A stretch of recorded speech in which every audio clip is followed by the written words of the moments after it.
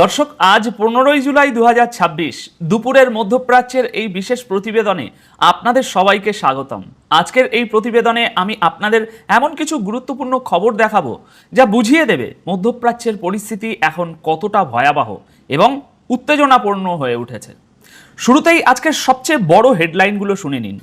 আমেরিকার তাজা হামলার পর ইরান শুরু করেছে পাল্টা অভিযান। মধ্যপ্রাচ্যের আকাশ জুড়ে একের পর এক ক্ষেপণাস্ত্রের বিশাল বিস্ফোরণ।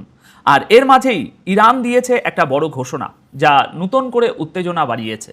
এদিকে কুয়েত থেকে শাহেদ ড্রোনের হামলার নতুন ফুটেজ সামনে এসেছে, যেখানে পুরো এলাকা বিস্ফোরণে কেঁপে উঠেছে।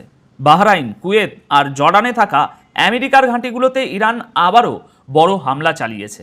কুয়েতে আমেরিকার এয়ার ডিফেন্স সিস্টেম আবার ফেল করেছে। বাহরাইনে ইরানের ক্লাস্টার মিসাইল রীতিমতো ধ্বংসলীলা চালিয়েছে, প্রচুর ছবি এসেছে। জর্ডানেও ইরানের ব্যালিস্টিক মিসাইল তাণ্ডব চালিয়েছে এবং বড় ক্ষতি করেছে। অন্যদিকে ডোনাল্ড ট্রাম্প নতুন হুমকি দিয়ে বলেছেন আমেরিকা এবার ইরানের উপর সবচেয়ে ভয়ঙ্কর হামলা করতে পারে। তাহলে এর আসল মানে কি? আর হ্যাঁ, হরমুজ প্রণালীর কাছে সমুদ্রে একটা বড় দুর্ঘটনা ঘটেছে। একটা আস্ত জাহাজ এই মুহূর্তে ডুবতে বসেছে। হেডলাইন্সগুলো তো শুনলেন, কিন্তু বিশ্বাস করুন দর্শক, আসল খবর এর চেয়েও অনেক বেশি। চলুন শুরু করা যাক। দর্শক, শুরুতেই ইরানের সবচেয়ে বড় ঘোষণাটা শুনে নিন। তেহরান জানিয়ে দিয়েছে আমেরিকার বিরুদ্ধে তাদের এই পাল্টা অভিযান ফাইনাল ভিক্টরি, অর্থাৎ চূড়ান্ত বিজয় না আসা পর্যন্ত থামবে না। এই ঘোষণাটা এমন একটা সময়ে এলো যখন 14 এবং আজ 15ই জুলাই ভোর রাতে আমেরিকা আবারও ইরানের বেশ কয়েকটা এলাকায় জোরালো হামলা চালিয়েছে। কিন্তু আমেরিকা হামলা করার পর ইরান কিভাবে সেই জবাবটা দিয়েছে এবং কোন কোন আমেরিকান ঘাঁটিকে তারা টার্গেট করেছে সেটা এবার শুনুন। ইরানি সেনা বলছে আমেরিকার বিরুদ্ধে তাদের ড্রোন হামলার 7ম রাউন্ড শেষ হয়েছে। তাদের দাবি এই হামলাগুলো অপারেশন লাইটনিংয়ের 7ম ফেজের অংশ ছিল। ইরান দাবি করেছে এবার তারা জর্ডানের আজরাক এয়ারবেসকে নিশানা করেছে, যা মিডল ইস্টে আমেরিকার মিলিটারির একটা খুব গুরুত্বপূর্ণ ঘাঁটি। ইরানি ফোর্সের দাবি তাদের ড্রোনগুলো F-18 ফাইটার জেট রাখার জায়গা, আমেরিকান সেনার আবাসিক বিল্ডিং এবং একটা বড় ইকুইপমেন্ট ওয়্যারহাউস বা গুদাম, সেখানে সরাসরি আঘাত করেছে। ইরান বলছে আমেরিকা হরমুজ প্রণালীতে তাদের উপস্থিতি আর চাপ ধরে রাখার জন্য বারবার ইরানের দক্ষিণ অঞ্চলীয় এলাকাগুলোতে হামলা করছে। আর ইরান আবার মনে করিয়ে দিয়েছে হরমুজ প্রণালী ততক্ষণ বন্ধ থাকবে যতক্ষণ না আমেরিকা ওই অঞ্চলে নাক গলানো বন্ধ করে। অবশ্যই দর্শক, ইরানের এই দাবির কোনো নিরপেক্ষ সত্যতা বা আমেরিকান মিলিটারির কোনো কনফার্মেশন এখনো পাওয়া যায়নি। কিন্তু যদি ইরানের দাবি সত্য হয়, তবে এর মানে দাঁড়ায় যে যুদ্ধ আর শুধু ইরানের মাটিতে নেই, বরং পুরো মিডল ইস্ট জুড়ে এই আগুনের শিখা এখন ধীরে ধীরে ধীরে ছড়িয়ে পড়েছে। দর্শক, ইরান দাবি করেছে যে তারা বাহরাইন, কুয়েত আর জর্ডানে থাকা আমেরিকার মিলিটারির ঘাঁটিতে আবারও বড় হামলা চালিয়েছে। আইআরজিসির মতে এই হামলাগুলোতে ব্যালিস্টিক মিসাইল আর শাহেদ ড্রোনের একটা নতুন ওয়েব ব্যবহার করা হয়েছে। এখন এই যে নতুন ফুটেজ সামনে এসেছে, এতে দাবি করা হচ্ছে যে কুয়েতে একটা শাহেদ 136 ড্রোন সরাসরি একটা ওয়্যার হাউসে আঘাত করেছে। অন্যদিকে জর্ডান থেকে আসা কিছু ভিডিওতে দাবি করা হচ্ছে যে ইরানের ব্যালিস্টিক মিসাইলগুলো আমেরিকার এয়ার ডিফেন্স সিস্টেমকে বোকা বানিয়ে সোজা টার্গেটে গিয়ে হিট করেছে। ইরান বলছে জর্ডানের আমেরিকান ঘাঁটিতে তারা অত্যন্ত বড় এবং নিখুঁত হামলা করেছে। যদি এটা সত্য হয় দর্শক, তবে এর মানে হলো ইরান এখন আর শুধু ড্রোন পাঠাচ্ছে না, তারা ড্রোন আর ব্যালিস্টিক মিসাইলের একটা কম্বিনেশন ব্যবহার করে আমেরিকার এয়ার ডিফেন্সের উপর একটা চরম প্রেশার তৈরি করছে। ব্যাপারটা কি হয় জানেন? প্রথমে ড্রোন পাঠানো হয়, এয়ার ডিফেন্স সিস্টেম সেগুলো তখন ওই ড্রোনগুলোকে আটকাতে ব্যস্ত হয়ে পড়ে, আর ঠিক তখনই তার পেছন থেকে ছুটে আসে ব্যালিস্টিক মিসাইল। তখন আর সেগুলোকে আটকানো যায় না, সেগুলো তখন সোজা গিয়ে হিট করে। যদিও দর্শক, জর্ডান, কুয়েত বা বাহরাইন এই দাবি বা ফুটেজের কনফার্মেশন দেয়নি। তারা শুধু এইটুকুই বলেছে যে আমাদের এয়ার ডিফেন্স সিস্টেম এঙ্গেজ ছিল, মানে কাজ করছিল। দর্শক, এবার জর্ডানের আর একটা খবর শুনুন। জর্ডান থেকে আসা একটা নতুন ফুটেজে ইরানের হামলার এই দাবিকে আরও জোরালো করছে। এই ফুটেজে দাবি করা হচ্ছে যে 14 ও 15ই জুলাই রাতে জর্ডানের কিং ফয়সাল এয়ারবেসে কমপক্ষে 4টি ইরানি ব্যালিস্টিক মিসাইল এসে পড়েছে। ভিডিওতে জোরালো বিস্ফোরণের শব্দ এবং দৃশ্যও রয়েছে। যদি এই দাবি সত্য হয় তবে এর মানে হলো ইরান জর্ডানে থাকা আমেরিকার ব্যবহৃত ঘাঁটিতে সরাসরি আঘাত করেছে। কিছু মানুষ সবসময় বলে যে আগে কনফার্ম হোক ভাই, তারপর খবর দেখাও। আরে ভাই, কনফার্ম হতে তো কয়েকদিন লেগে যাবে, আর হয়তো কখনো কনফার্ম হবেই না, কারণ দুনিয়ার কোনো দেশই তাদের পুরো ক্ষতিটা স্বীকার করে না। দর্শক, এবার একটা ভয় ধরানো খবর শুনুন। আমেরিকা হয়তো এবার ইরানের উপর তাদের ইতিহাসের সবচেয়ে ভয়ঙ্কর হামলাটা করতে চলেছে। ডোনাল্ড ট্রাম্পের নতুন বিবৃতি পরিষ্কার ইঙ্গিত দিচ্ছে যে আমেরিকা খুব শীঘ্রই হয়তো ইরানের নিউক্লিয়ার ঘাঁটি আর তাদের কারখানাগুলোতেও হামলা করতে পারে। ট্রাম্প সাফ বলে দিয়েছেন যে আমেরিকার হামলা এখন থামবে না, বরং আগামী দিনেও চলতে থাকবে।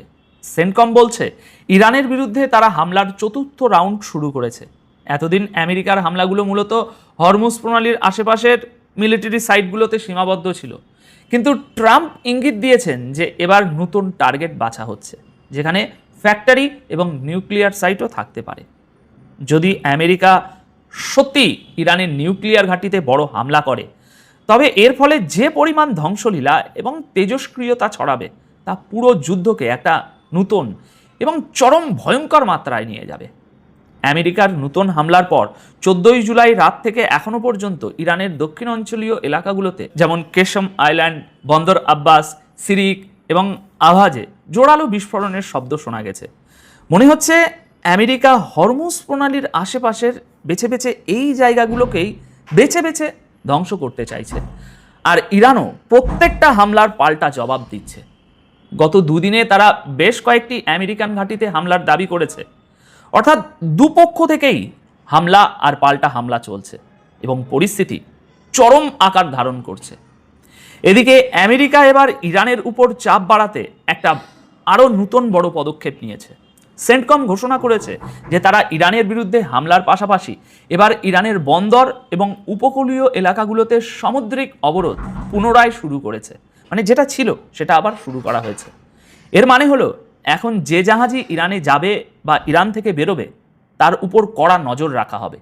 আমেরিকা বলছে হরমুজ প্রণালীতে কমার্শিয়াল জাহাজে হামলা করার মতো ইরানের যে সক্ষমতা আছে সেটা ধ্বংস করাই তাদের টার্গেট। সেন্টকম আরও জানিয়েছে যে এই মুহূর্তে মিডল ইস্টে আমেরিকার নেভির 20টিরও বেশি যুদ্ধ জাহাজ এবং শত শত মিলিটারি এয়ারক্রাফট অপারেশনে যুক্ত আছে।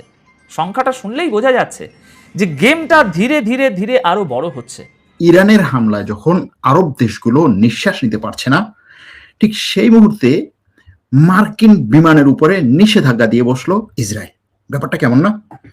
যখন ইসরায়েলের জন্য মার্কিন যুক্তরাষ্ট্র এই অঞ্চলে এসে ইরানের উপরে আক্রমণ করছে, ঠিক সেই সময়ে ইসরায়েল মার্কিন বিমানের উপরে নিষেধাজ্ঞা দিয়ে বসলো। আসলে ঘটনাটা কি? এই দ্বন্দ্ব কোন লেভেলে পর্যন্ত যেতে পারে? কোন লেভেল পর্যন্ত এই দ্বন্দ্ব যেতে পারে? কারণ হচ্ছে এই নিষেধাজ্ঞার পরপরই আবার মার্কিন যুক্তরাষ্ট্রের প্রেসিডেন্ট ডোনাল্ড ট্রাম্প নেতানিয়াহুকে ফোন করে ভিন্ন রকম একটা হুমকি দিয়েছে। তার সেই হুমকি, নেতানিয়াহুর এই অঞ্চল নিয়ে যে পরিকল্পনা, যে বিশাল পরিকল্পনা, তার সেই কি বলে গ্রেটার ইসরায়েল, তারপরে হচ্ছে এই অঞ্চলকে ডিজাইন করা, এই যে পরিকল্পনা, সেই পরিকল্পনায় মোটামুটি একটা বড় ধরনের ধাক্কা। দেখুন, যার কাছ থেকে সে সবচাইতে বেশি সাপোর্ট পাবে, সাপোর্ট পাওয়ার জন্য বসে আছে, সাপোর্ট পাচ্ছিল, যেই আমেরিকার সামরিক বিমানগুলো ইসরায়েলের জন্যই কাজ করে এখানে, সেই আমেরিকার বিমানগুলোর উপরে ইসরায়েল নিষেধাজ্ঞা দিচ্ছে। আবার সেই আমেরিকায় ইসরায়েলকে বলছে তুমি এইগুলো করতে পারবে না। বিষয়টা কি, ওইদিকে আসছি, বিস্তারিত আলোচনা করার চেষ্টা করব। তবে তার আগে ছোট ছোট কিছু ঘটনা বলে নেই।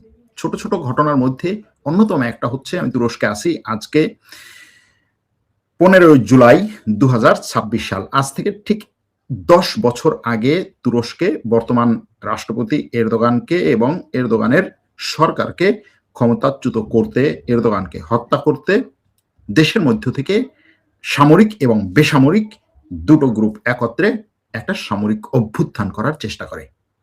সেই অভ্যুত্থান ঠেকিয়ে দিতে তখন এরদোগান, তার রাজনৈতিক দল এবং দেশের সাধারণ মানুষ রাস্তায় নামে ঝাঁপিয়ে পড়ে।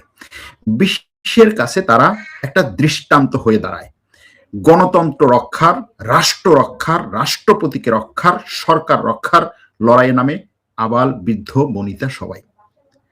বিশেষ করে ধর্মপ্রাণ মুসলমানরা সবার আগে বুলেটের সামনে, ট্যাঙ্কের সামনে এবং যুদ্ধ বিমানের সামনে বুক পেতে দেয়। পিছিয়ে থাকে না সেকুলাররাও। দেশ এবং রাষ্ট্র বলতে তারা সবাই কাঁধে কাঁধ মিলিয়ে তখন সেই অভিযানকে নস্যাৎ করে দেয়। শত শত মানুষ নিহত হয়। বেঁচে যায় তুরস্কের বর্তমান রাষ্ট্রপতি রেজেপ তাইয়িপ এরদোগান, টিকে যায় তার সরকার, টিকে থাকে তুরস্ক। টিকে থাকে তুরস্ক এজন্য বলা হচ্ছে যে সেই সময় যে সামরিক অভ্যুত্থান, যেই কালো রাতটি ছিল সেই 14ই জুলাই বা 14 এবং 15ই জুলাইয়ের মাঝখানের যে কালো রাত, সেই রাতটিতে সেই সামরিক অভ্যুত্থানটি এমন একটা গোষ্ঠীর প্ররোচনায় করার চেষ্টা করা হয়েছিল, যেই গোষ্ঠীটি তখন ক্ষমতায় আসলে হয়তো তুরস্ক আজকে যেই জায়গাতে এসেছে, যেই আইডিওলজি, যেই রাষ্ট্রীয় দর্শন, যেই বৈশ্বিক দর্শন নিয়ে আজকে কাজ করছে, সেটা হয়তো পুরোপুরি উল্টে যেত। ধারণা করা হয় এখনো পর্যন্ত যে সেই সামরিক অভ্যুত্থানের পেছনে তখন পশ্চিমা বড় একটা মদত ছিল। ইসরায়েল, আমেরিকা সরাসরি সেখানে কাজ করেছিল তাদের বিভিন্ন ধরনের প্রক্সি গোষ্ঠীগুলোর মাধ্যমে। সেই সামরিক অভ্যুত্থান নস্যাৎ করার 10ম বছর বা 10তম বর্ষপূর্তি আজকে। এটাকে স্মরণ করলাম এজন্য যে এ থেকে বিভিন্ন দেশ, জাতি, গোষ্ঠীর বিভিন্ন ধরনের শিক্ষা নেওয়ার আছে। আপনার রাষ্ট্রপ্রধান, আপনার রাষ্ট্র যতই আপনার সাথে খারাপ আচরণ করুক না কেন, আপনি রাষ্ট্রের বিরুদ্ধে কখনো যাবেন না। যখন রাষ্ট্র হুমকির মুখে পড়বে তখন দিন, ধর্ম, বর্ণ নির্বিশেষে সবাই এক হয়ে রাষ্ট্র রক্ষায় কাজ করতে হবে। কারণ রাষ্ট্র রক্ষা হলে আপনার রাজনীতি থাকবে, রাষ্ট্র রক্ষা হলে আপনার অর্থনীতি থাকবে, রাষ্ট্র রক্ষা হলে আপনার সমাজ থাকবে, পরিবার থাকবে, আপনি থাকবেন। রাষ্ট্র রক্ষায় এই ধরনের দৃষ্টান্ত থেকে আমাদের শিক্ষা নেওয়া দরকার।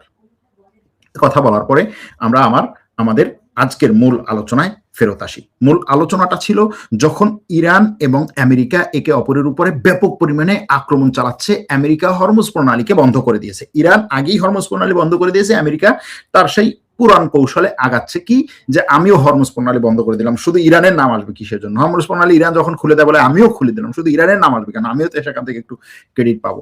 এটা হচ্ছে। অন্যদিকে এই হরমুজ প্রণালী পারস্য উপসাগর এবং ওমান সাগর এর তীরবর্তী ইরানের যতগুলো শহর আছে, বন্দর আছে, মোটামুটি সবগুলোতে আমেরিকা গত 4-5 দিন ধরে আক্রমণ চালাচ্ছে এবং সেই আক্রমণে কয়েক ডজন ইরানি নিহত হয়েছে। এদের মধ্যে ইরানের সৈন্যরাও আছে।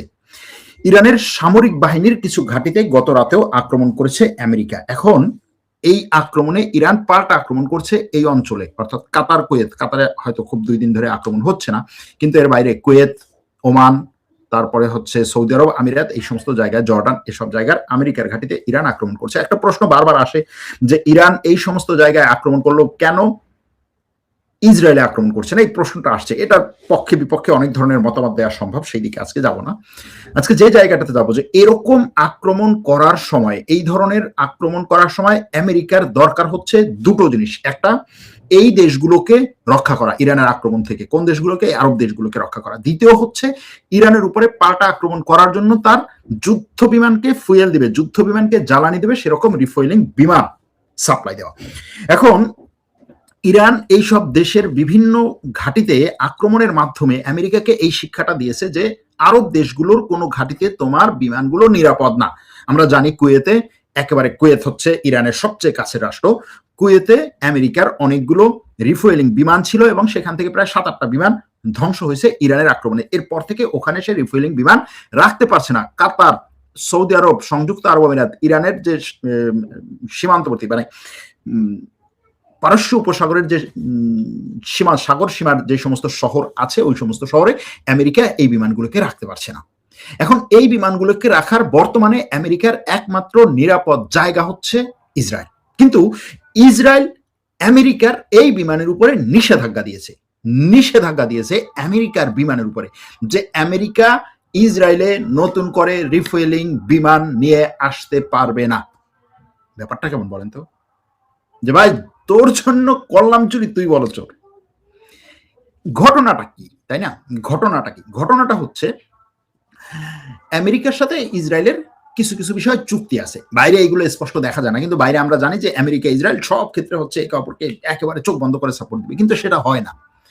তাদের উভয়ের স্বার্থ যেখানে একত্র হয় সেখানে তারা চোখ বন্ধ করে ঝাঁপাইয়ে পড়ে, কিন্তু দুইজনের স্বার্থে যখন আঘাত লাগে, পরস্পর বিরোধী